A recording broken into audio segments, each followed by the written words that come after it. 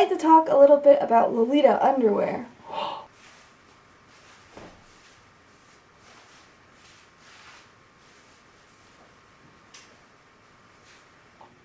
It's basically constructed in different layers. So I'll start off by doing it from the bottommost layer up.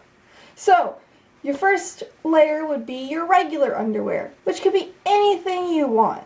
One of the most common complaints I hear from Lolitas, and that I face myself, is that it's hard to fit boobs in JSKs and OPs. And one of the possibilities that could be is because you're wearing one of these suckers. You don't want a super heavily padded bra or a really patterned one. You want something that's going to flatten out and hold you tight and be comfortable. So what you want is a sports bra. Ooh, sports bra. Another suggestion I might have is the American Apparel bras. This one's inside out, but whatever. It works. It's cool. See how there's like no padding and it's just a bra. But the one thing you have to be careful with these is that sometimes the back of it might show through your JSK or your OP if you're not wearing a blouse underneath it. So one of the ways you can fix that is you can wear a cardigan or you can get a sports bra that's like a tube. Okay, so the next layer will be whatever you wear over top of your regular underwear. And there's a lot of different ways to do this, but this is how I do it. I'll wear a pair of tights with some bloomers and then a blouse. Today I'm wearing kind of sheer tights, so I'm also wearing little sockettes, which are actually from a costume store, but a lot of brands do make socks like these. Some other options though for you is you can wear some opaque tights, you can wear over the knee socks. I like to wear flesh tone tights with my over the knee socks because I don't like the weird space that there is between my bloomers and my socks.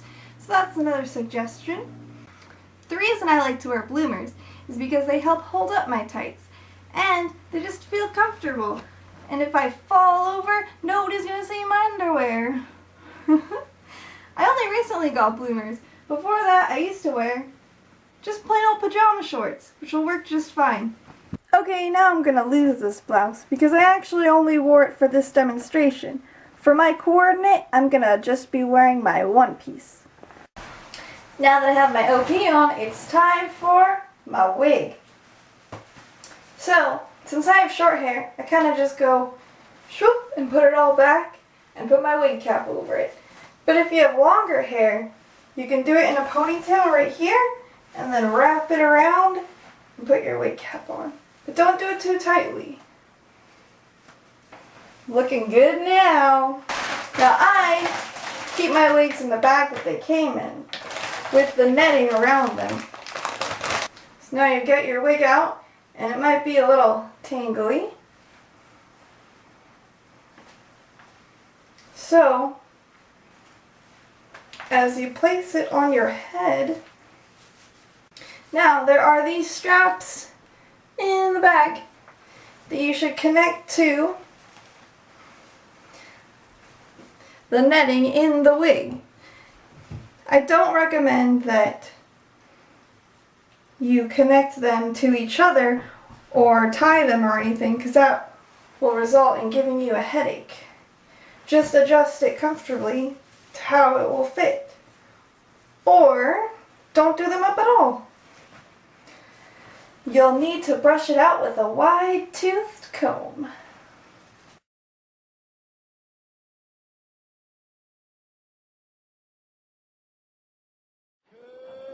You bet, and even more when you get to the junction. Petticoat junction. I get a lot of questions about petticoats, so here are all of mine. I don't wear them all at once, but I do like to layer them. So now I'll go through them and explain how that works.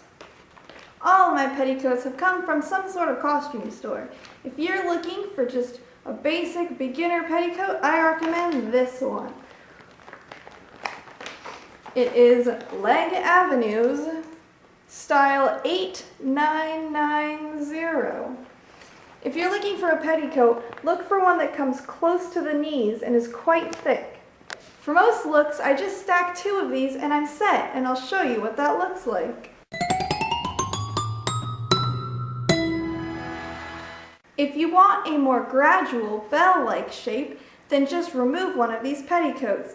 If you want a really fluffy cupcake-like shape, then add one of these short petticoats on top. It will make your dress poof out right from your waist. And now for a few final touches. As far as I know, the wider part of the wrist cuff is supposed to be facing outwards on your hand. But also, if these bows with danglies are on it, they're supposed to be facing outwards on your hand. Now, these wrist cuffs were made by somebody on Etsy, so the wider part's actually kind of more towards the back, but I think most brand bows, the bigger one, will be facing downwards in the same direction as the pearls. So, it's really up to you. Okay, now we gotta add some sort of head accessory. Since I have the matching head bow for this, bloop, I'm done. But I'll show you a few alternatives if you don't have the head bow for your dress. This dress also came with a necktie, so I could wear that on my head in place of a head bow. Also, a lot of times, blouses and JSKs from Bodyline come with these bow brooches, which you could easily just add a bobby pin and make into a bow for your head. Another one of my favorites is the boater hat. Now that I've added some shoes and my last accessory, I'm ready for all kinds of adventures.